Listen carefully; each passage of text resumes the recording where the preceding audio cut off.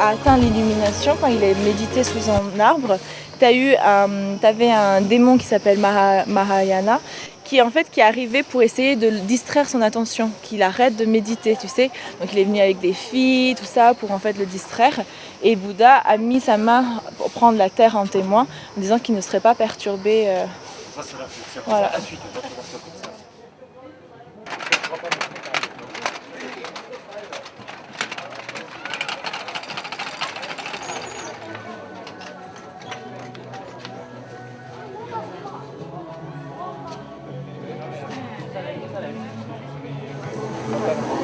Souterrain qui passe derrière la porte, derrière la divinité, qui relie le palais royal, qu'on va voir tout à l'heure à Darbar Square de Katmandou, qui relie les palais royaux de Bhaktapur et de Patan. Donc tu aurais un souterrain comme ça dans la vallée.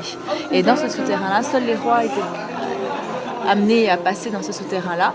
Et tu as tous les trésors, les joyaux, les richesses de la fortune de la famille dans ce souterrain. Ouais. Mais alors ça c'est une légende, on ne sait pas si c'est vrai ou pas. Pour incinérer les corps à la mort dans les Sherpas tibétains qui vivent dans la vallée de Katmandou. Donc tu as Bodhnath, un petit peu à l'extérieur de Bodhnath, un peu sur une petite colline où tu incinères les corps. Tu as ici Swayambhudnath et tu as un autre endroit qui s'appelle Teku, plutôt vers sud-ouest de la vallée.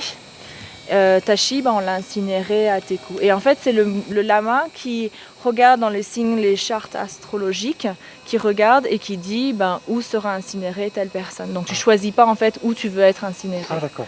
Ouais. Donc tu as ces trois endroits-là et Swayambhudnath, c'est important parce que tu as bouddhistes et hindouistes qui se font incinérer ici. C'est plus bas.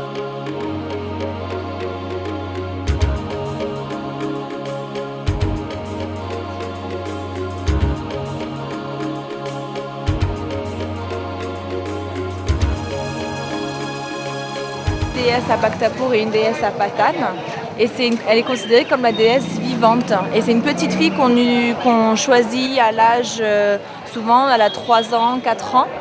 Et elle est changée à chaque fois, dès qu'elle a sa puberté en fait. Dès qu'elle a ses règles, elle est changée. Et elle doit rester, elle est enfermée tout le temps dans ce palais, à l'intérieur.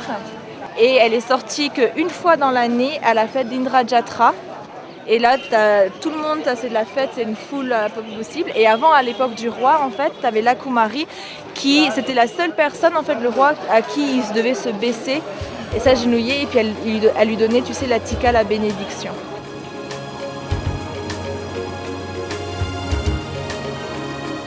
Ce monument-là, c'est un récent, ils disent qu'il date du XIe siècle.